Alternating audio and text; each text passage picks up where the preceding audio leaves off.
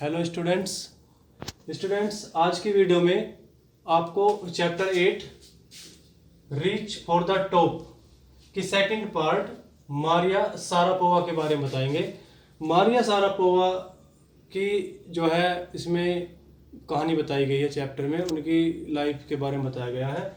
सबसे पहले इंट्रोडक्शन के बारे में बात करते हैं। मारिया सारापोवा जो थी, आज भी है, ये टेनिस खिलाड़ी थी जो साइबेरिया में इनका जन्म हुआ था। इन्हें रूस की नागरिकता प्राप्त थी और अमेरिका में इन्होंने ट्रेनिंग प्राप्त की थी। किस तरीके से ये छोटी सी उम्र में ही विश्व की नंबर 1 टेनिस खिलाड़ी बनी, क्या इन्होंने मेहनत की, किस तरीके से मेहनत की, क्या क्या कठिनाइयों का सामना किया, वो सभी इसमें चैप्टर्स में आपको बताया गया है। तो शुरू करते हैं कुछ पॉइंट्स के आधार पर। जिसमें पहला पॉइंट है Maria Sharapova, number 1 tennis player. Maria Sharapova के बारे में बताया जाता है कि वो जो उनकी पर्सनालिटी थी वो बड़ी ग्लैमरस थी, एक एक्टर्स टाइप की पर्सनालिटी थी।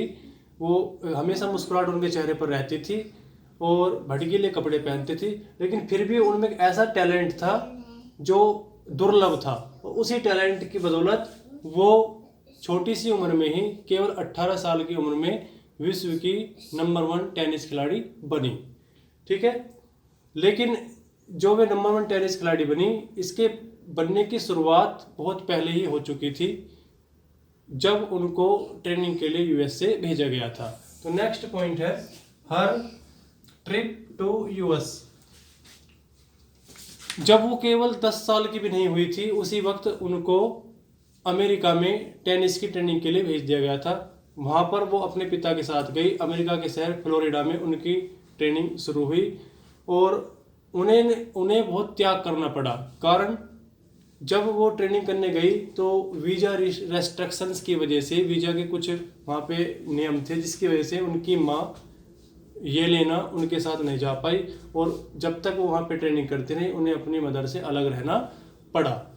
तो ये मारिया सारापोवा बताती है कि उसी क्षण मैंने महसूस कर लिया था कि अगर मुझे टेनिस में कुछ प्राप्त करना है तो मुझे इस प्रकार के बलिदान देने ही होंगे। और बहुत कम बच्चे इस प्रकार के बलिदान देने को तैयार होते, जैसा कि इन्होंने किया था। केवल 10 साल की उम्र में ही इन्हें अपनी माँ से अलग होना पड़ा और ट्रेनिंग के लिए अपनी माँ से अलग जाना पड़ा। आगे है Maria stay and training in US. अपने ट्रेनिंग के दिनों को याद करते हुए बताती है मारिया कि जब मैं यूएस में रुकी हुई थी ट्रेनिंग के लिए, तो उस वक्त मैं केवल बिल्कुल अकेली थी और मुझे अपनी मदर की वहाँ पे बहुत ज़्यादा याद आती थी। मेरे फादर जो थे वो जो है अपने काम पे चले जाते थे, क्योंकि वो केवल इतना कर सकते थे कि अगर वो काम करते तभी कमाते, अगर वो कमाते नहीं तो फिर वो मेरी ट्रेनिंग नहीं पूरी कर पाते। और इसीलिए मेरी ट्रेनिंग को पूरी करने के लिए, ट्रेनिंग को जारी रखने के लिए उन्हें कमाना पड़ता था और वो भी मुझसे मिलने नहीं आ पाते थे। इस वजह से मैं अकेली ही रह जाती थी। आगे बताया है मारिया टफनेस। इसमें मारिया बताती है कि मैं क्योंकि बहुत छोटी थी, जब अमेरिका में ट्रेनिंग के लिए गई थी तो बहुत छोटी उम्र की थी, 10 साल की भी नहीं थी, तो छोटी उम्र की थी। ये जब ट्रेनिंग करके आती थी तो 8 बजे तक सो जाती थी, जबकि जो दूसरे जो ट्रेनिंग वाले जो स्टूडेंट्स थे, वहाँ पीपल थे, वे 11 बजे के आसपास आते थे इनके रूम में और इनको जगा देते थे और इनसे कमरे की साफ सफाई करने के लिए कहते थे।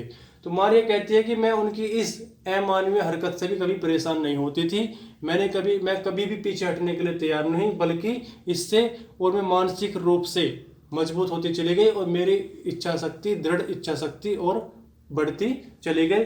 और मैंने ये फैसला कर लिया कि अगर मुझे अपने सपने को साकार करना है, सपने को प्राप्त करना है, तो मैं इससे भी ज़्यादा अमानवीयता को और अपमान को बर्दाश्त करने के लिए तैयार हूँ और मुझे करना ही होगा।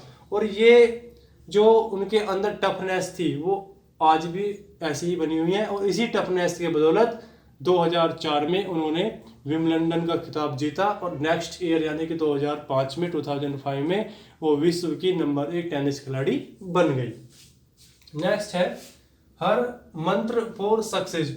मारिया से जब एक बार ये पूछा गया कि उन्होंने इस प्रकार की इतनी कम उम्र में सफलता कैसे प्राप्त की, तो उन्होंने जवाब दिया कि जो मैंने सैक्रिफाइस किया है, जो मैंने बलिदान दिए है, उसी को मैं अपनी सफलता का श्रेय देती हूँ। ये कहती है कि मेरी सफलता का मंत्र ये है जिसको मैं अपनी सफलता का मंत्र मानती हूँ कि मैं अपने आप को सबसे ज़्यादा कंपटीशन करने वाली मानती हूँ। मैं मेहनत करना चाहती हूँ और मेहनत करना ही मेरा काम है, और इसी को मैं अपनी सफलता का मंत्र मानती हूँ। नेक्स्ट है Maria on her Russian roots. जब मारिया बोलती है तो उसके बोलने में अमेरिकन लैंग्वेज का लहजा आ जाता है, लेकिन मारिया कहती है कि मैं बेशक अमेरिकन लहजे में बोलती हूँ, लेकिन मैं मूल रूप से रूस की रहने वाली हूँ, रशियन हूँ, मेरे पास रूस की नागरिकता है और मुझे इस बात पर गर्व है कि मैं रूस की नागरिक हूँ। और वे कहते हैं कि इस बात में कोई संदेह नहीं है कि मेरे जीवन का एक बहुत बड़ा पार्ट जो हिस्सा है वो अमेरिका में स्पेंड हुआ है, अमेरिका में मैंने व्यतीत किया है, लेकिन उसके बाद भी मैं अपने आप को रूसी ही मानती हूँ। मेरे खून पूरी तरीके से रूस का है, यानी कि रूसी सभ्यता संस्कृति मेरे खून में बसी हुई है। और ये भी इच्छा प्रकट करती है कि अगर रशियन सरकार चाहेगी तो मैं ओलंपिक में रूस के लिए खेलना चाहूँगी। नेक्स्ट है हर हॉबीज। जैसे कि आमतौर पर टीनेजर्स लड़कियां होती है सेंसिटिव, उसी प्रकार की जो है मारिया शारापोवा भी थी। ये भी लड़कियों की तरह शौक थे इनके फैशन करना, सिंगिंग करना, डांस करना, चॉकलेट लगाओ, पैनकेक खाना, नॉवेल्स पढ़ना, ये सब इनके शौक थे। अपने शौक के बारे में ऐसा बताती है। नेक्स्ट है her thoughts on tennis. Tennis के बारे में अपने थॉट्स बताते हैं कि टेनिस एक खेल है और उसके साथ साथ व्यवसाय भी है। लेकिन ये कहते हैं कि किसी भी खेल में, और जब एक खिलाड़ी के लिए सबसे इम्पोर्टेंट बात होती है उसका उस सर्वोच्च स्थान को प्राप्त कर लेना, उसके सपने को, अपने सपने को सच साबित कर देना और सपने को साकार कर लेना। और ये कहती है कि यही वो सपना है जो मुझे हमेशा आगे बढ़ते रहने की प्रेरणा देता है, और इसी तरीके से ये आगे बढ़ती चली गई। तो हमें भी मारिया शारापोवा से प्रेरणा लेनी चाहिए और अपने लक्ष्य को प्राप्त करने के लिए इसी प्रकार की मेहनत करनी चाहिए।